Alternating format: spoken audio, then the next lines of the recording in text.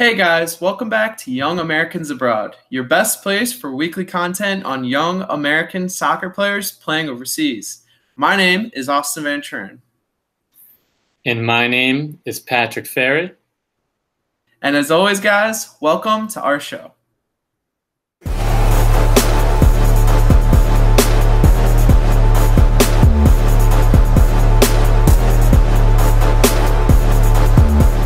Well, guys, it's good to be back today. We took some time off for vacation, Pat, and also the July 4th holiday. So, That's right, Austin. Good to be back making a video for you guys. Hope you enjoyed your time down in Florida. Oh, yeah, it was a lot of fun.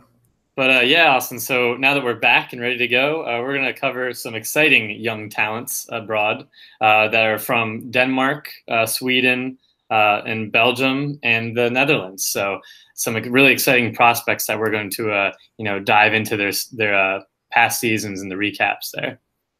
Yeah, and there was definitely some players to really be excited about too. So we can't wait to get started talking about them.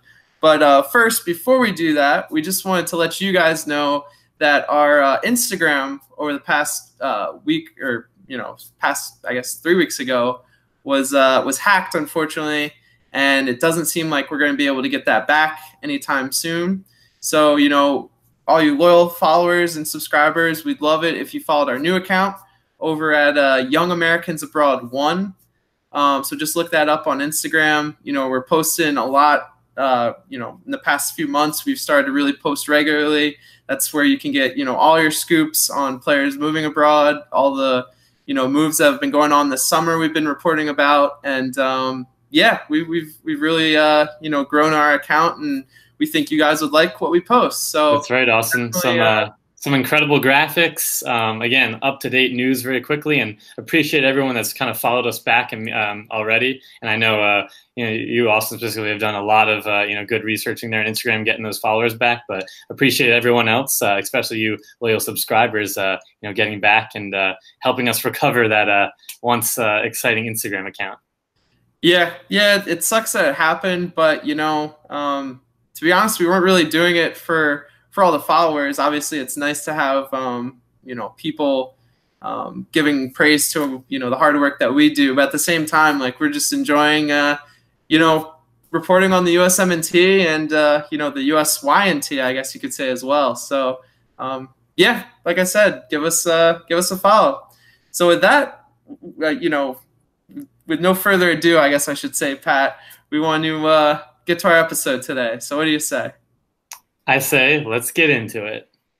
So to begin our episode, we're going to start over with an exciting player in Denmark. And that is someone that plays for Horvath, and none other than Emmanuel Sabbi. So Sabbi actually is, just to highlight, a 21-year-old right winger. And he had some exciting game time overall, Austin, for the past season here in the 18-19.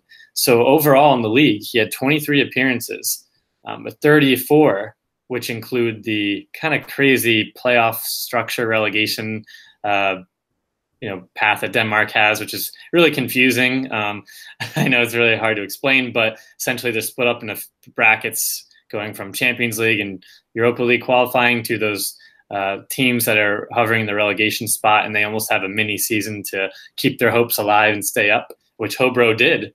So that's really exciting, Austin. Yeah, it was definitely an interesting season for them, because they did not play well pretty much all year, and then they kind of played well when it mattered right at the end, avoiding relegation. Exactly, Austin. And you know who was right there? It was Emmanuel Sabbi, really helping them reignite the team and push them out of the the darkness of relegation and onto an exciting finish there, and hopefully some great momentum going for the season. And just again, so he actually accumulated over 2,500 minutes with those appearances that I mentioned, which is pretty solid for a player at 21 getting those games. And he had 9 goals and 5 assists, some really flashy and brilliant individual moments, along with some really creative linking up with some of his teammates there for some beautiful assists.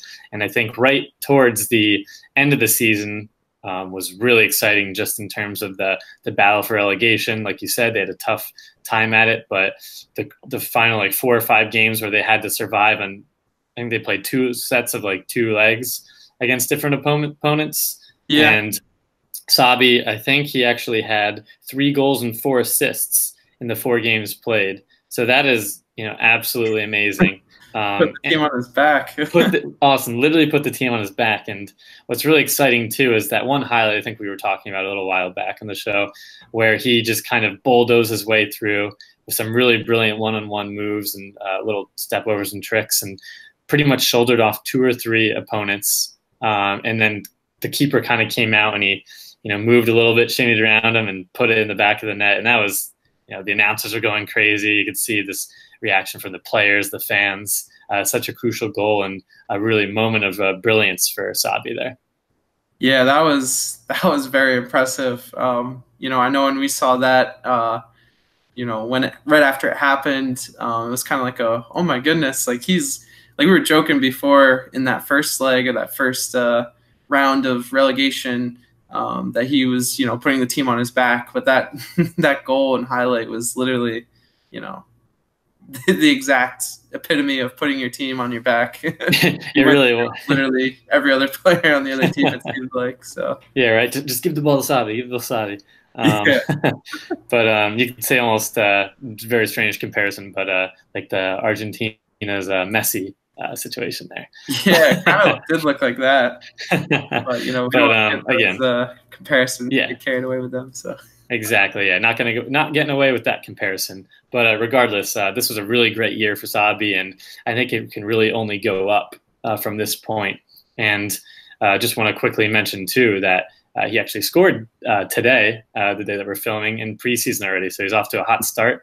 And that was actually their first game, I think, of their season. That's right. Excuse me, that was the first game. So not even preseason, guys. It's very the league starting very strange times. I think Sweden's already going.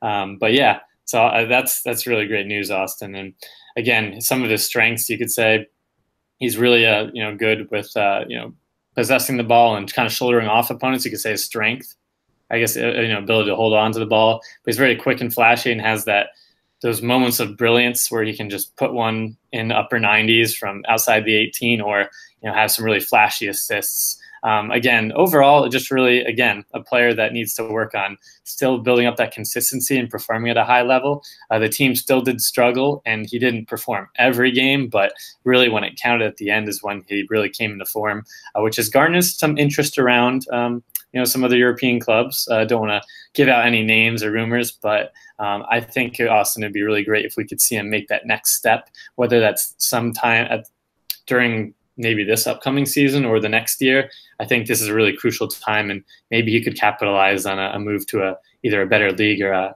team that's higher up in Denmark. Yeah, I think this summer, needs to be that time. At the moment, it doesn't really seem like there's any club that's got concrete interest in him. We've heard some clubs like Copenhagen, I think was one of the rumored clubs earlier in the summer, but nothing has really seemed to come to fruition recently. So, with the season starting so early, it might be tough for Hobro to really sell him on now unless they can kind of find a replacement for him. So, I think it would be in Emmanuel Sabbi's best interest to move up this summer, but we'll have to wait and see on what happens. That's very true, Austin. And yeah, just again, exactly what you said. All good stuff from Sabbi, and I hope he continues it and steps it up even more to this next season, because he's still a promising player with a shot. I think he's on the outside looking in, obviously, but still a really exciting, pacey winger that we could certainly use for the senior team. Yeah, and he could get a good shot with the Olympic team if he's chosen for that U23 team. That would be kind of his next step with at least the U.S. I think that would be, definitely a good place for him to kind of prove his talent and see what we can do. Absolutely. Eyes will be on the tournament. So, again, looking forward to Emmanuel for the next coming this season. It's already started. Excuse me already. Yeah, really. Yeah, Boston. But I think we are going to just switch gears here a little bit to a player that plays in a higher up team in the same league. Yeah, that would be Jonathan Amon. So Jonathan, was at Nordsjælland this past season, and this was really his first full season with their first team there. And all in all, I think it was a pretty good year from him. He just appeared in a little under 1,400 minutes in 27 appearances. So, a lot of those minutes came in substitute appearances, but he did score 6 goals and had 2 assists. So that was pretty good. This year was tough for him at times because he struggled with several injuries, and a player that has as much pace as him and is as dynamic as he was, really all season for Nordsjælland. He was a player that was targeted a lot by other teams, and this seemed to, manifest itself in him getting injured from time to time. So that was definitely something to, keep an eye on. But he's just a very good prospect for Nordsjælland. One of their players that they kind of really prioritized getting on the field when he was healthy. And, I think now that the season's over, I think there are some offers that seem like they're coming in for him. I know most recently he was linked to a move to actually Ethan Horvath's club, Bruges. So we'll see. Yeah, that wouldn't be so bad. Yeah, I would be perfectly fine with that move. Bruges is a club that's, I think, challenging for or will be in the Champions League this season. They were challenging for the title last year. So, that's definitely something interesting to watch, this summer. But, going back to last year, he also made his USMNT debut in October, I think it was. So that was really cool to see. We saw him against Peru, and that was a game where he combined, I believe it was with Josh Sargent. Yeah, you're right. Yeah, Sargent had a little back flick or whatever, or with the heel. Right, and it got him kind of loose down the sideline. He almost had, I think, an assist to Mike. So. It's with the outside of his foot, curved, and he just missed him. Yeah, that was really cool to see. So, I'm really excited about Jonathan. I think while he's probably going to be a lock starter for Nordsjælland this year, at least be a very important player for Nordsjælland, I think, honestly, Pat, it might be time for him to, cash in on some of this interest. And I think Nordsjælland could also cash in, physically as well on Jonathan. And, I think it might be time for him to kind of make a move somewhere else to a bigger club because, he could stay with Nordsjælland this year. He's going to turn 20. He's a player that will, like I said, be relied upon at this club. But, I'm not sold on Nordsjælland being, a top club in Denmark. They're a club that likes to play a lot of young players. And I think they finished in 5th or 6th this year in Denmark. Not Champions League or anything, so. Right. He won't be playing in a European competition, if I'm not mistaken. He may be playing in Europa League qualifying or something. Nordsjælland might be playing in Europa League qualifying, but I think this might be a perfect time for him, Pat, to kind of move up the ladder and cut it in a different environment and try to take that next step, so to speak. Yeah, couldn't agree with you more. It almost seems, again, don't want to speculate, but maybe he's hit kind of the peak or plateau, not plateaued, but I'm trying to think of the right word, but just kind of his time at Nordsjælland, and he's ready to kind of prove himself at that next step. And all injuries aside, if he can stay really healthy, some of the flashes of brilliance he has, and he can make that more consistent, that'd be really awesome to see because you could even see it brief moments like you just talked about on the international level where that was a quality move that in combination he had, and just the final product was missing. With that flick and Sargent, but the whole build-up, the speed, he looked like almost a seasoned pro in some moments. But and then others, you could tell, just needs to be playing, I guess, in a more competitive environment, you could say. Yeah, I mean that is the one knock on him. He needs to be more clinical in that final third, and he just has such good pace. He's a player that's electric, in my opinion. Or that's the word I like to use to describe him because he can literally just come into games and, get on the ball and take it up the field and, step by a player or two and, there he is in the box. And, sometimes he'll score, sometimes he'll, provide assists to other players, but then there'll be a lot of times where he kind of squanders opportunities in that final third or in the box. So, it's definitely something you need to work on, get more consistent with, but pace is the one thing you can't really teach, Pat, and that's definitely one of his biggest assets. Yeah. He certainly has it, Austin. Yeah, So, also just wanted to mention real quick before we move on, he was called up for the preliminary Gold Cup roster as well. So Greg Berhalter, definitely has him on his radar. We did see him even get in that Jamaica game, and, he looked okay in that game. That game was, not a good game at all. Tough for anyone. Right. So, we'll see what happens. Kind of like Emmanuel Sabbi, he should be another player that's, I would think, called up to that U23, those qualifying matches for the That'd be Olympics. really exciting to see. I think, yeah, he's got to be one of those players. I can't really think of any other good wingers we have, or dynamic wingers we have that could be better than him. So, if we could pair him with like Josh Sargent up top and Tim Weah, maybe go with that Peru lineup. I think nice play. Yeah, that would be, a strong team that we could field. So, yeah, I think those are the next steps for Jonathan. And like I said, we'll see, if he stays at Nordsjælland this summer or not. I think he's in a good spot either way. So, absolutely, completely agree with you. And that'd be exciting and dangerous. Some of the players you just described, even for the Olympics there, or the qualifying, and then also just for the future, because I don't think we've had pace like that before. No, it's tough to come by at the full national team level right now. We're playing, players like, God bless Paul Areola. He's an industrious worker, and we enjoy like his mentality. But he's definitely not as fast as it seems like Jonathan Amon is. Even Jordan Morris, I don't think, Jordan Morris is known for his pace, but I don't think he's as fast as Jonathan Amon is either. So, we'll see.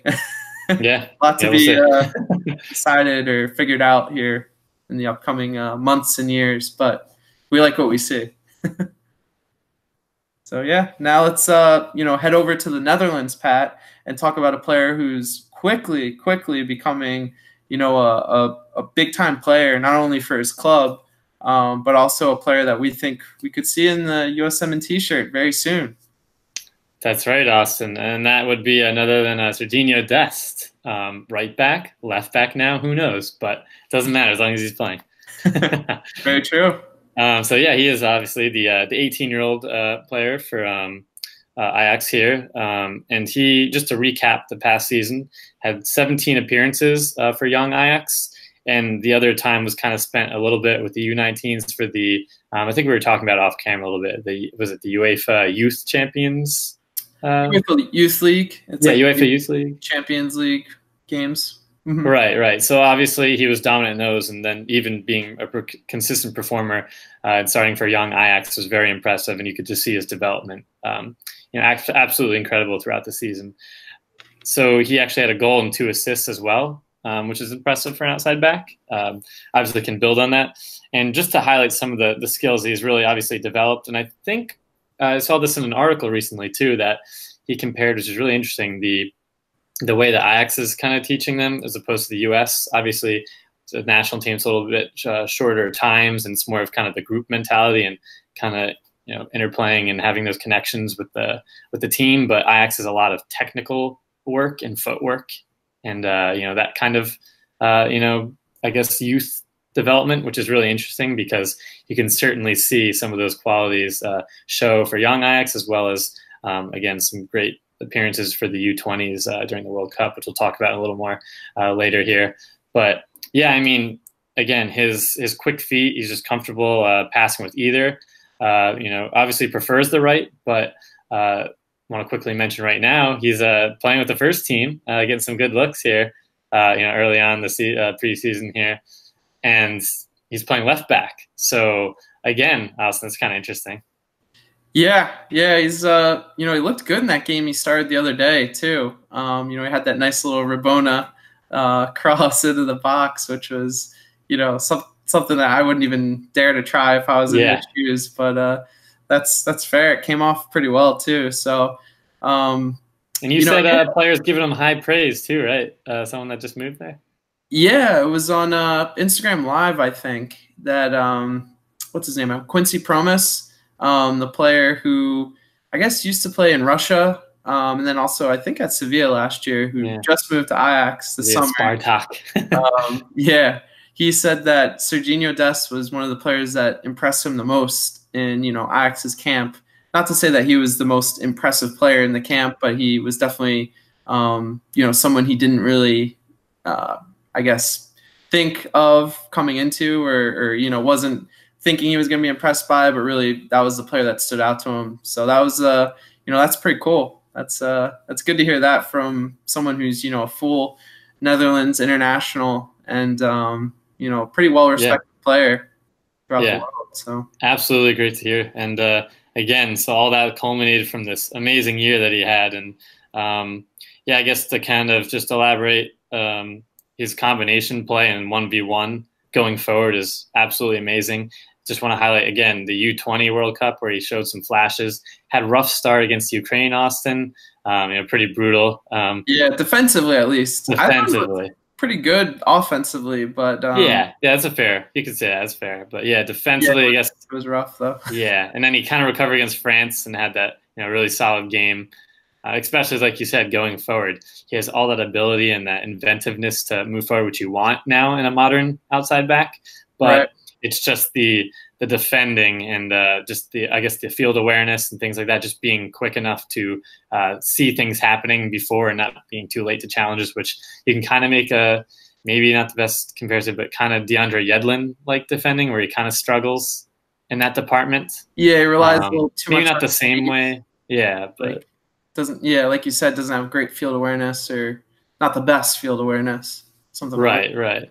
And 1v1 defending could get better, but again, going forward, brilliant. And again, he will continue to develop that. And I really believe he can lock down, like you said, a future spot on this senior team. With the progressions he's had, being at the club since 2012, really rising. I think this could be the time, Austin, that propels him from obviously U19s to young Ajax this past season, and now we're seeing a really good shot at the first team here. Yeah, he's really risen up the ranks at Ajax pretty quickly, and the fact that they're playing him at left back now too is, it's kind of really good for us because we're without a really good left back at the moment. So. We're hurting in that department.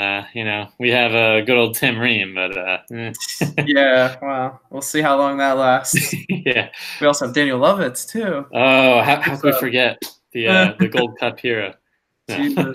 But it won't be that harsh. But I mean, we'll see. Ajax is a very talented, deep team. So if he can't get minutes at right back, it's definitely cool to see that they're willing to try him out as a left back. He hasn't really ever played that position, so it definitely shows that they really just want to get him on the field in preseason, see if he can hang at this level of of games, and he like I said, Quincy Promes was very impressed by him, and he looked impressive in that preseason game, or the highlights of that preseason game that we saw. So that's definitely bodes well for him going forward into this upcoming season.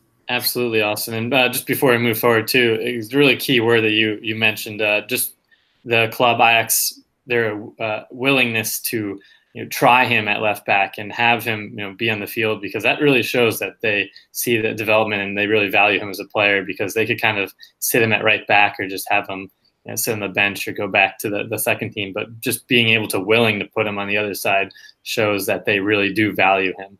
So that's really exciting. Yeah, I couldn't agree more. Yeah.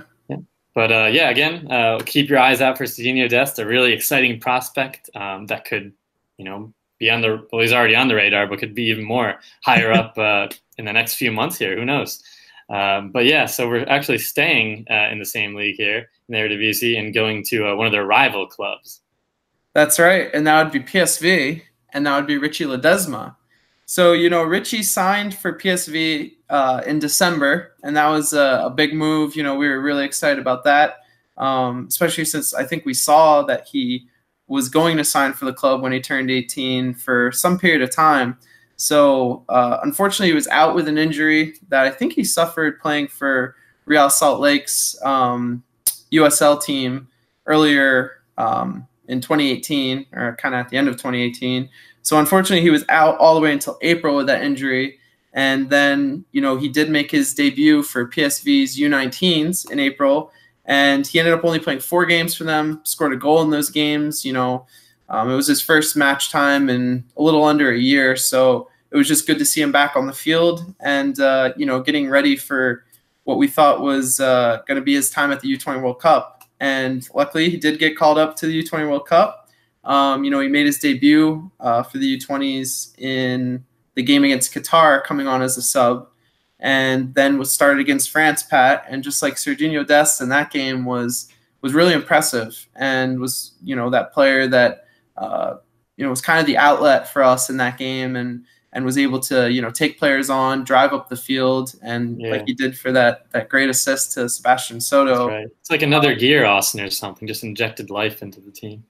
Yeah, and he was someone that was very kind of shifty with the ball. He was a player that was, kind of like I said, like an outlet. He was a player that combined really well with Paxton Pomykal, and was kind of a player that could keep the ball in possession and kind of move quickly with it, where some of our other players that weren't involved in that game were a little bit slower with the ball and were better long passers. Richy Ledezma is a player that likes to really, do a lot of 1-2s and kind of move the ball quick. And that's something that was, really helped us in that game. And so, a small sample size, but it was great to see him, move to PSV this past year, and, start out with the U19s. And I remember in those games he looked, we saw some highlights, Pat, and, that goal was pretty nice. I remember watching, and some of his highlights from the first game he played with that team, showed that he has, talent to play hopefully one day at PSV. Completely agree, Austin. And he definitely showed, like you said, in the highlights and some of the other footage, he really belongs there. He, made the move over from Real, Salt Lake, but yeah, I mean, really, his, like you said, just to highlight his skill and ability to just kind of turn up another gear. And some people just kind of have it, I guess you could say, something that's not taught. And I feel like he's one of those players that has that gift. Yeah, he plays some really insightful balls too. He just has, I think his biggest assets are like his agility is really impressive. His touch with the ball and his ability to kind of move with the ball is really impressive. And then also, like I said, his vision. He's able to really pick out some keen passes or some really, insightful, quick passes that not many other players in our pool can do. So, really excited about his future. We'll see what he can do in 2019 and 2020. He'll start off with young PSV, so that's a little bit of a step up because now he's not age eligible for their U19 team. So I think that's a very good move for him in the short term. It'll definitely help him go up against players that are a little bit older and have some physicality that he necessarily doesn't have at the moment. So hopefully he can rise to that level and really become a standout player for young PSV. And then I think it's very possible he could make that PSV debut this summer. I'd like to see that. Excuse me, Jesus. I know what you mean.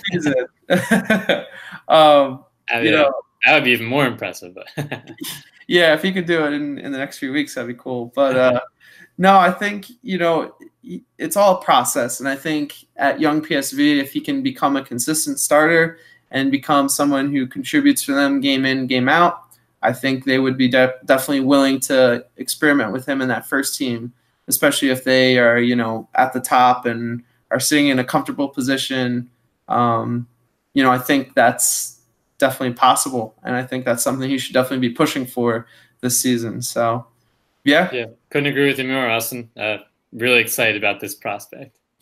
Yeah, he was someone who I really enjoyed watching at the U20 World Cup. I think he's got some way to go. Just physically, I think he's got to get a little bit bigger to become, a first-team player in Europe, and then also with us for the full USMNT.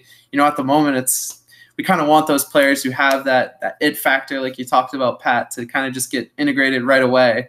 But we also, realize that some of these players need some time to mature physically and just become more able to adapt to kind of that last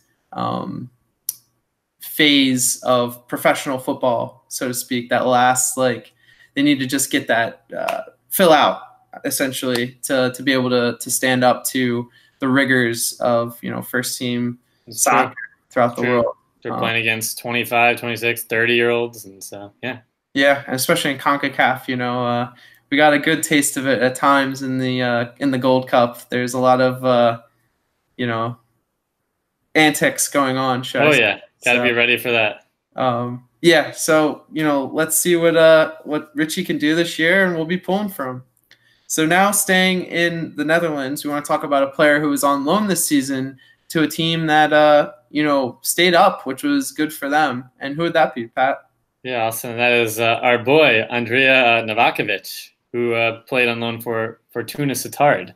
And just to kind of highlight what you mentioned, they were 15th, so they're right above that relegation playoff area. So close call there. I think it was just like 2 or 3 points ahead, but again, they survived, and Andrija actually played a pretty solid factor in that, regardless of some of the injuries he's had. Unfortunately, some games he was able to miss, but overall in the Eredivisie, he had 29 appearances, 9 goals and 2 assists in over 2,600 minutes. So that's still really impressive. It can show, and he really showed, especially from being in the second division now to the top this past season, showing that he can perform at the highest level in the Netherlands, which is a really solid league for a lot of the young talents.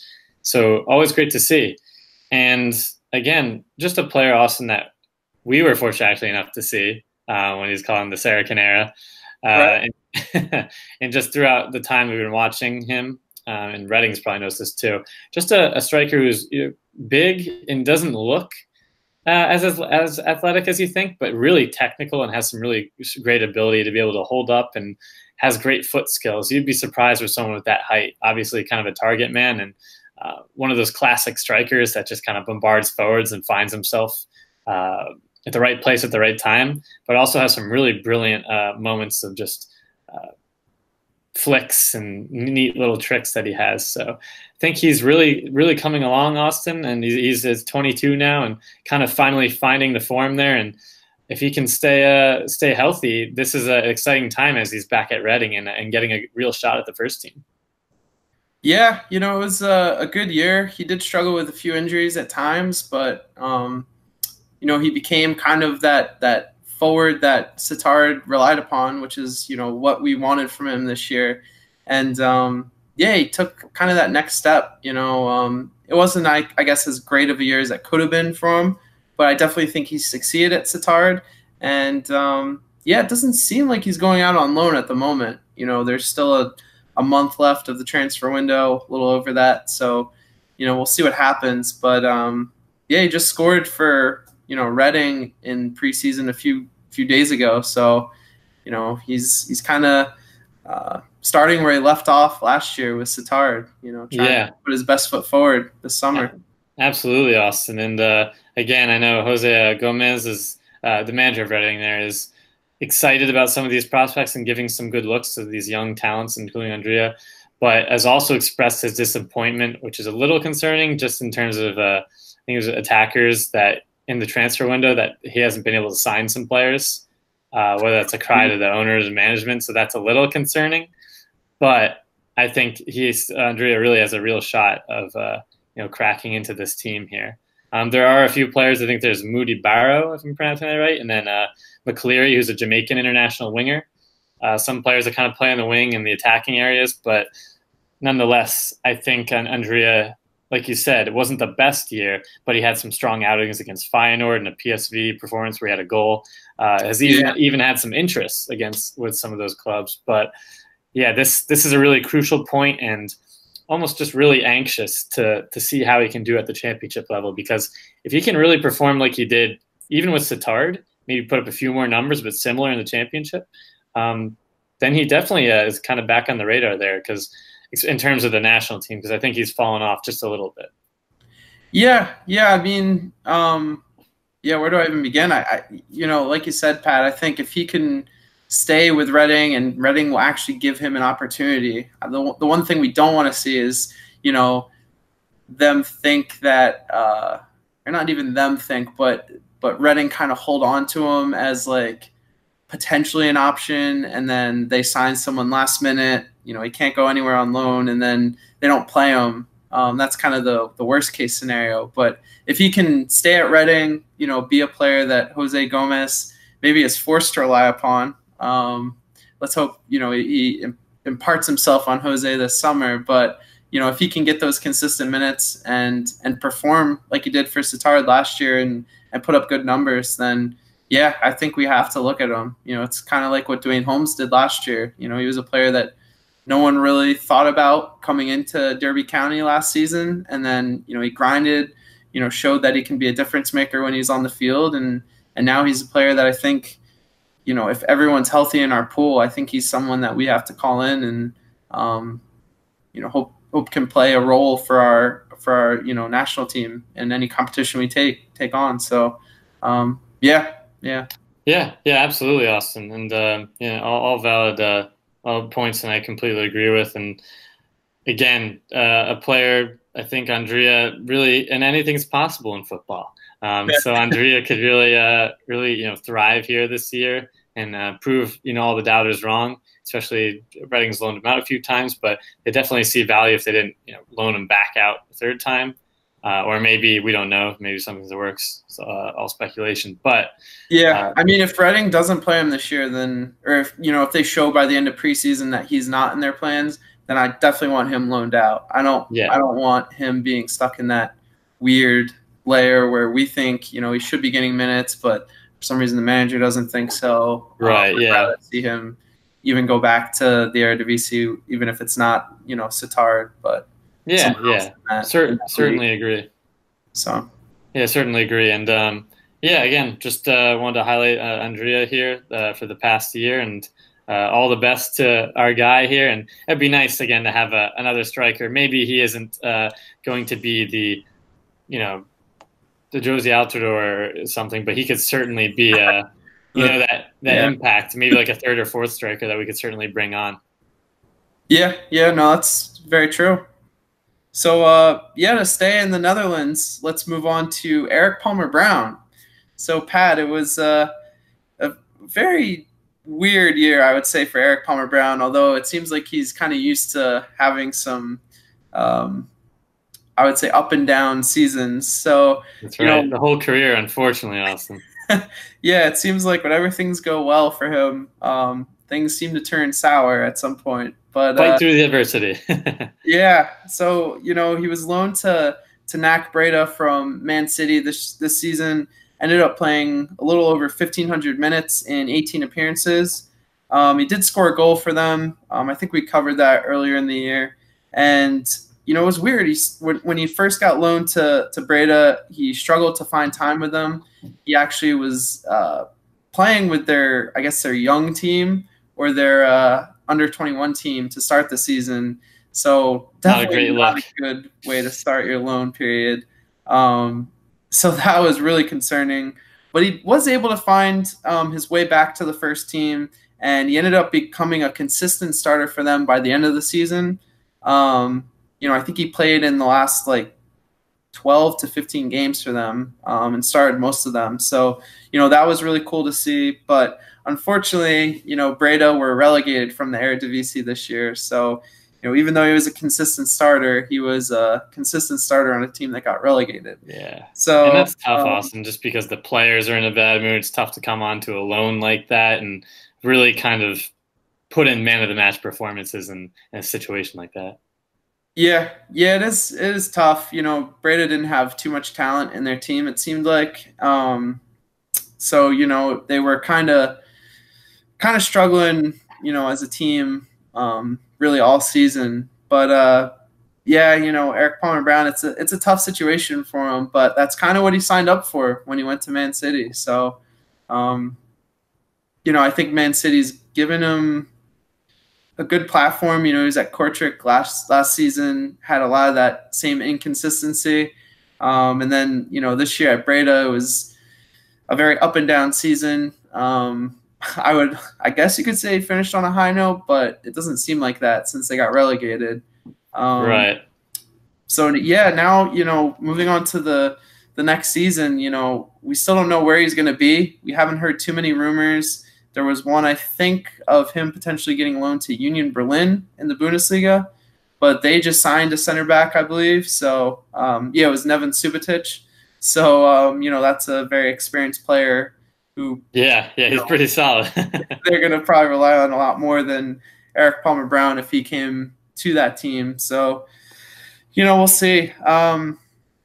Yeah, this is a big year for him. He just needs to finally get some consistency to his career. He's a player at Sporting KC that hardly ever played for whatever reason. Right behind, was it Beasler and Ike Para? Yeah. Yeah, I mean, they were two good defenders, and there was always rumors of him not re-signing with them. So it seemed like they kind of took the liberty to not play him, which, for whatever reason they did that. It is what it is. But, like we said, Kortrijk, he was inconsistent. Nak Breda, he was, pretty inconsistent as well. So he just needs to find a good situation where he can kind of settle down and really just gain confidence. Team management club that really supports him. Yeah, support. That's a very, key thing, I think, for him in this next move. He needs that team that believes in him, or, a coach that believes in him. And he just needs to go to a place that, he can really be given an opportunity with right from the start and really prove himself. So, some of it's on him too. He's got to get, I would say, a little bit more committed. And I don't want to start speaking on things I don't know anything about. But at the same time, it seems like, he's a player that's still trying to figure it out and try to find his way. So I think, he's got to kind of, like you said to me off camera, Pat, he's got to commit to the grind and, take it personally that, maybe his career hasn't gone the way he wanted it to go so far, and kind of, change that. The ball's kind of in his court. Yeah, and we've seen it, some of the talent there. And there's been reasons why he was included even on the senior team, just throughout the youth, ranks here. So, like you said, just the consistency and bring up that level. Yeah, and he's got good size.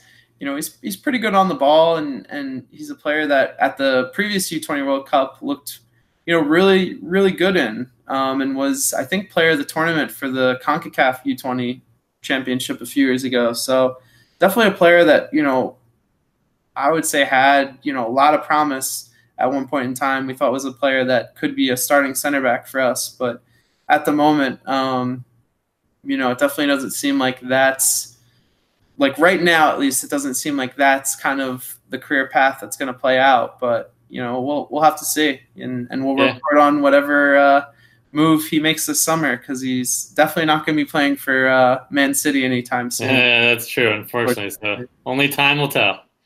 Right, very true. So, now let's head over to Belgium, Pat, and talk about a player who, kind of similar to Erik Palmer-Brown, experienced some hardships at the beginning of the year and, made it out and kind of overcame some of those hardships. That's right, Austin. And that's none other than Ethan Horvath at Club Bruges. Really tough time for Horvath from the beginning of the season with Karlo Letico, the Croatian goalkeeper. I think he's a young Croatian. I think he's like 21, 22. Locked down that starting spot. And it's kind of interesting because Bruges just came off of a championship the previous season, and Horvath actually led them in the playoffs a little bit there and led them with the chant.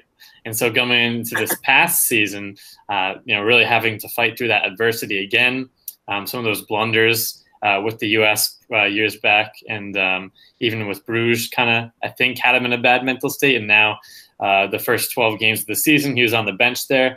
But Letko, fortunately, I guess, for Horvath, let in some horrible goals, and I think gave up 2 or 3 goals in 2-game time span towards the middle part of the season. And Horvath jumped in, I think it was October, November, and had a 4-0 shutout win against Ostend. So he contributed with that. And from there, Austin, it was smooth sailing. So he ended up starting the last 18 games and then also the 10 playoff games, including 3 Champions League games. So really exciting numbers to kind of have him in a goalie, American goalie in the Champions League. You gotta love that.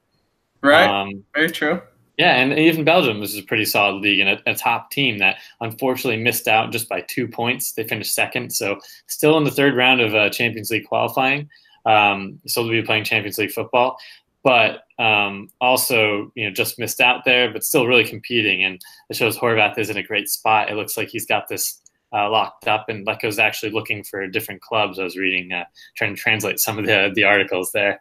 Okay. So yeah, that's kind of the situation right now, Austin. Yeah, it was really cool to see him kind of make it back into the fold there at Bruges, and I think he even got a few man of the match performances in the Champions League, right?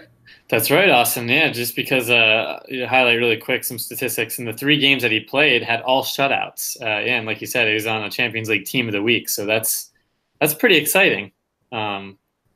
Being included in that list is really impressive, and having some great games against, I think it was in the group, Dortmund, Atletico. Those are some powerhouses. Yeah, there were, not teams to take lightly. Absolutely, and Bruges isn't going to be, in that terms, possessing the ball too much. They'll be taking a lot of, trusting in their goalie and their back line against a lot of those Champions League clubs, as you see that with some of those other teams from Belgium, Denmark. So that's almost a great situation for Horvath, that he can really showcase his skills and abilities there, because just want to highlight the strengths. Similar to Stefan in terms of just that build that you need for a goalie and the athleticism, just makes some incredible, like almost freak-like saves, you could say.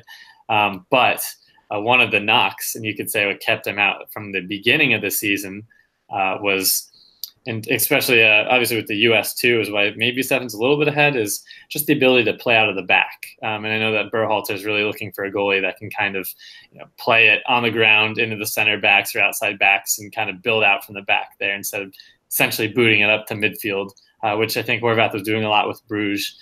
And yeah, so that's something, an area that he certainly needs to work on, Austin.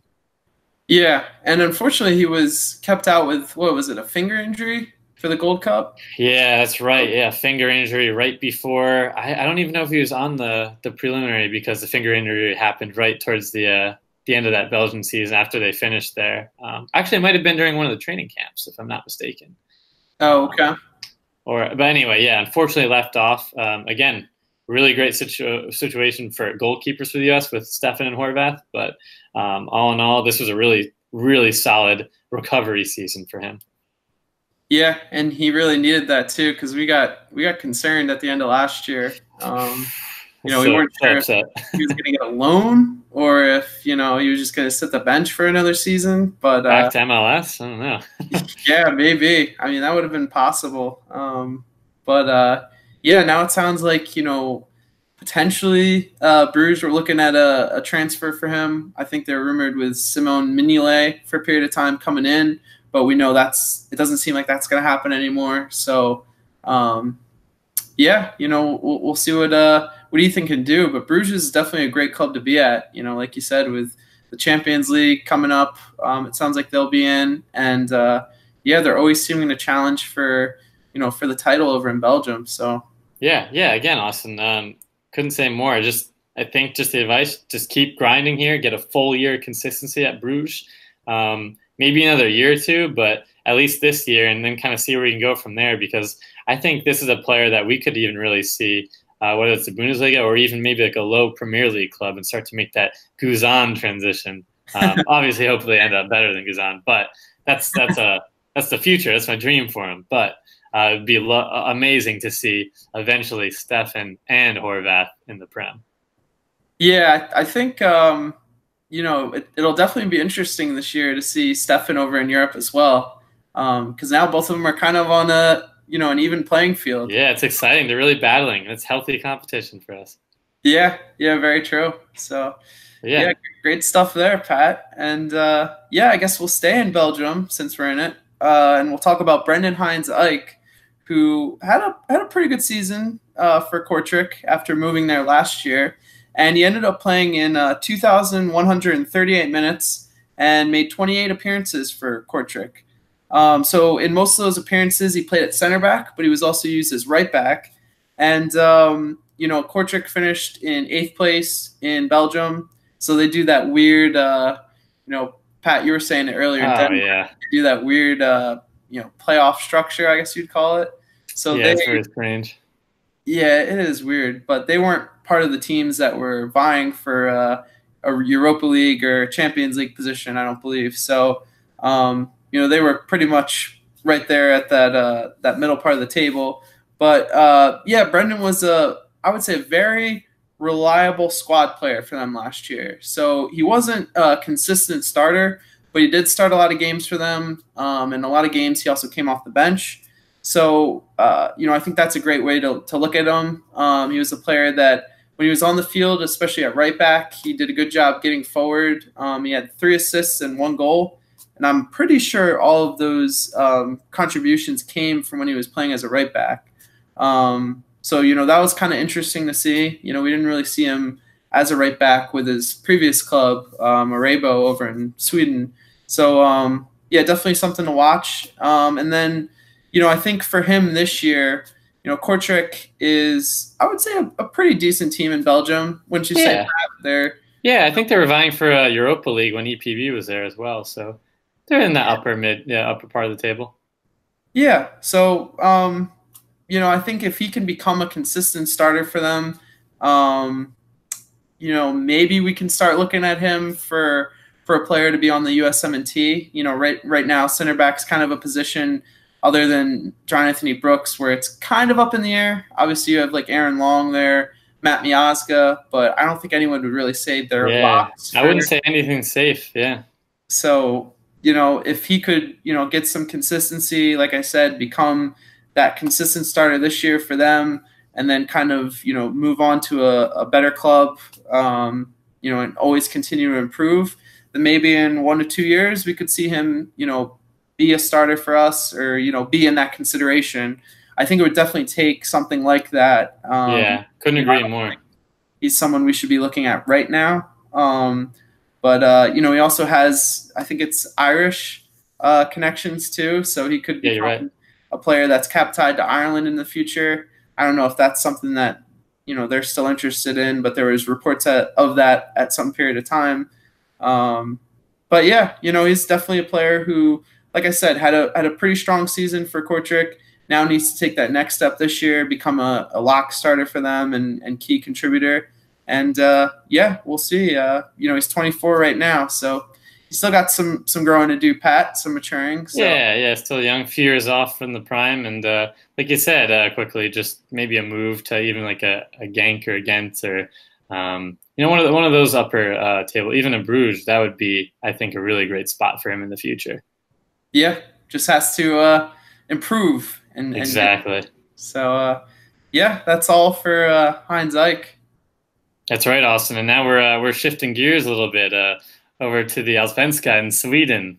And as with another 24-year-old player, but an attacker, a right winger specifically, and that is Romain Gall. So just to kind of highlight his season, and Sweden's very strange. They're already a good chunk of the season through. A few months in, I think they started in like April or something. Oh, geez. So that's interesting. So just to kind of backtrack a little bit, he started with GIF Sundsvall, which we covered a while back on the show, had that incredible run where he had like 7 goals and 4 assists, and then transferred, I think it was about a little over a year from now, in the midpoint of July, to Malmo, which is one of the top, most notorious sides in the league there. I think where Zlatan actually might have started. Yeah. If I'm not correct. Yeah. But anyway, we're not talking about Zlatan here. So Gall just kind of highlighted his time at Malmo. He had 25 appearances, and he only started 11. He actually made some other substitute appearances, whether it was with in the Europa League and some of the other cup games, and the rest of those kind of missing performances. You subtract that, the 25 there.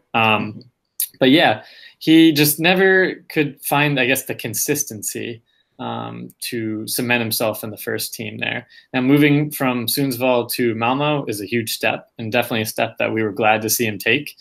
And it's just kind of maybe building that trust with whether it's the manager. I know he's expressed some frustration there with his lack of playing time or his sporadic playing time, or maybe it's the inconsistency. But we've seen some incredible highlights, Austin, some amazing gifts and performances where he has, shot it from way outside the 18 and incredible angles and upper 90 goals, and has kind of that, what's the word?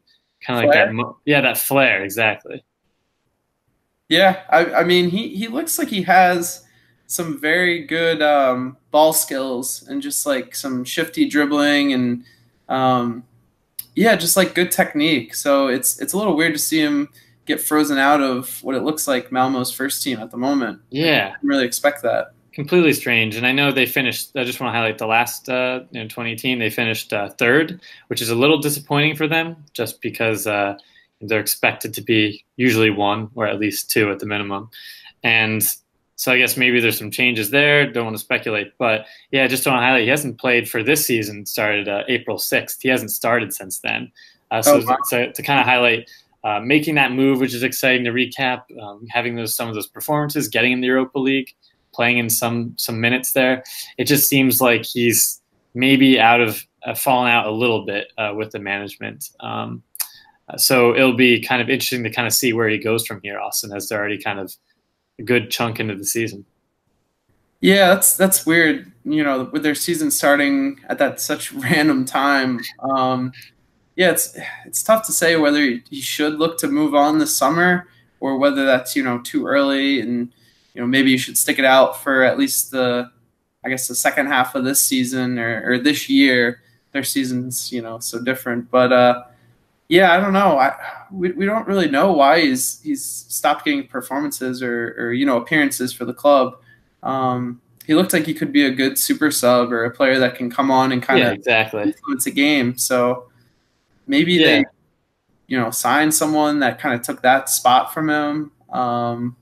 Maybe there's some like grumblings between him and management where maybe there's some other problems that we don't know about, like off the field issues or something like that. But from what we saw last year, he just looked like a player that could definitely help the club. So yeah, exactly. And the time that he was on the field looked really impactful and made some great, had a few goals and assists. And I don't know, Austin. So again, don't want to. Hopefully, we'll find out more information as this goes along here, because, like you said, he could be an impact sub. And he actually a little brief cameo way back. I think it was during the Saracen era had that cap, so that was kind of exciting.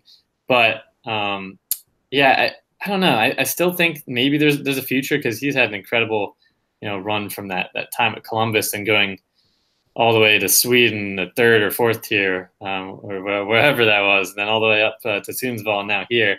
So it really seems like he could have that track that Dwayne Holmes almost had. I just gotta hope all the best for Romain Gall, and he fixes this club situation here.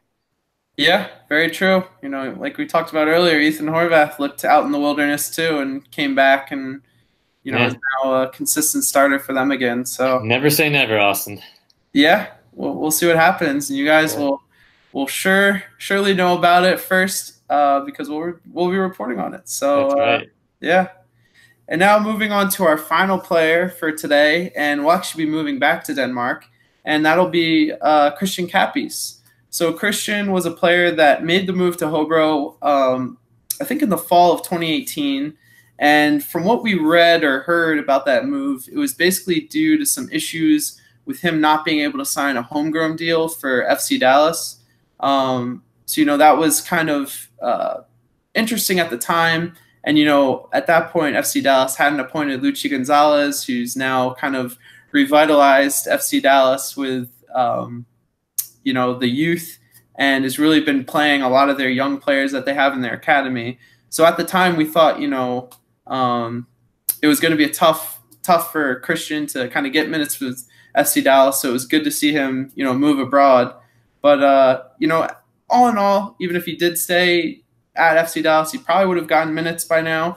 But, moving over to Hobro, he ended up playing, I would say a pretty big role, Pat, in their relegation battle. Yeah, which is crucial. You count on those players at the end to pretty much save you financially. So Right, very true. And with that being said, he played in all 4 of those relegation matches and actually started 2 of them. So, that was really cool to see.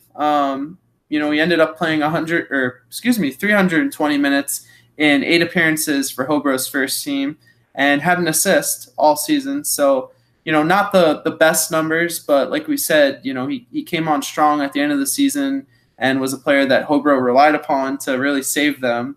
So, that's good and bodes well for him. And, he was also called up to a U20 camp in the spring, did really well in that camp. I believe he scored against France and I think it was Japan or South Korea that we played in those friendly games.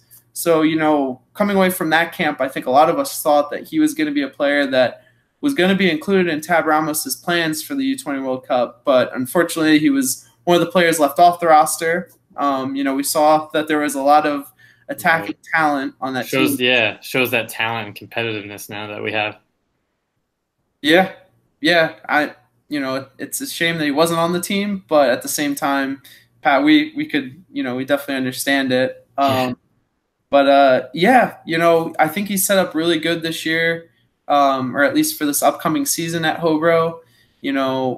I think they played their first season game today, like we said earlier, and Emmanuel Sabbi scored, and Christian Cappis was one of the first players off the bench for them. So, if he can kind of become a consistent starter this year for Hobro and, really lock himself up into that starting lineup and make, Hobro, avoid relegation again this year, but maybe even take them to new heights and have them challenge for, some of those top positions in the Danish Superliga, then, I think he could potentially move on at the end of the year, kind of like some of these other players we've covered have done or we're hoping will do.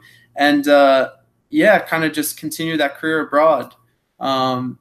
It's cool to see some of these players, thriving in Denmark because it's a place where, a lot of, there's not many restrictions on players and players moving to that league. Basically, Americans just have to be 18 years old and can kind of go play in Denmark. Yeah, that's great. So, no difficulties or, all those passport issues we're hearing about. Right. Like England's so tough to get into. Yeah, it's crazy.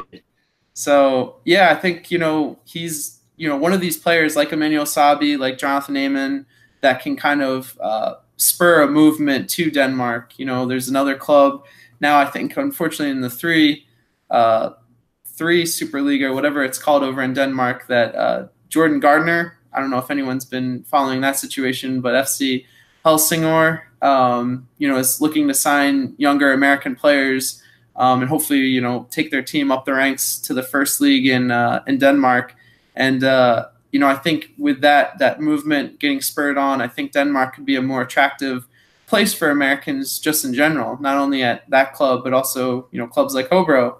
So, I'm really excited about Christian. I think he's definitely one to watch. He's not eligible for the U20s anymore, but, he could potentially, play his way onto that U23 roster for Olympic qualifying and just be a player that like we said, continues to improve, has, eyes on him in Europe where some other players may not be getting looks. Yeah, that's true. He's already over there, and that's a great kind of, I guess, not visibility point, but you know what I'm saying. Yeah, and he's got that FC Dallas pedigree, so FC Dallas is really killing it at the moment. With players like Weston McKennie abroad, Chris Richards also playing abroad. FC Dallas is doing something right. So yeah, they are really succeeding. So just having that on his resume as well, and I'm so excited about all these young players that are coming up. So that's it for Christian Cappis. So we had a lot of players we talked about today, but that's it for this part of our episode. Now let's head over to our Young YAAs segment. So to start off our Young YAAs segment today, we have John Juju Hilton, who after spending a lot of time trialing abroad, it looks like he signed for Telstar over in the Netherlands and the Eredivisie. And, John's an 18-year-old left back who at one point in time was in the LA Galaxy Academy and was looked at as one of the top U.S. prospects when he was, I believe, either 15 or 16 years old. So, Pat, it's good to see him finally, what it seems like, make a concrete move abroad. Kind of resurface. Yeah, it's been a period of time where he hasn't really had a club, so it's just good to see him kind of in a place and can get back down to work. So yeah, absolutely. And also another young YAA that we have here is from Baltimore Armor Academy there, and that is Coby Sultan. So he is a 2001 year player who made the move to VVV-Venlo, which was Gideon Zalalam's old loan club move that he had there. I think they were in the second division of their was the Erste Divisie, I think. Yeah. Mm-hmm. Yeah. So now they actually finished 12th. So that'll be a nice move that he'll be performing obviously with the U19s and kind of one of those midfielders who likes to kind of control possession, play some quick balls in the midfield. Almost reminds me similar, again, extreme comparison, but the way that Iniesta passes, just kind of that vision and stuff that he had. So it was great to see him kind of surpass his peers here in the academy teams and go over to Europe and take his talents there. So really excited about Sultan. The young Iniesta. Let's yeah. No, that's cool though. And then finally, we want to let you guys know that Roberto Hategan, and while this move, I guess, hasn't officially been confirmed, it seems pretty, pretty confirmed from his Instagram account, and also I believe it's on Transfer Market as well. But Roberto has moved from Sacramento Republic FC in the USL Championship to Nuremberg, and he's an 18-year-old midfielder with a lot of promise. Was involved in a lot of youth national team camps, just as recently as this past year. So.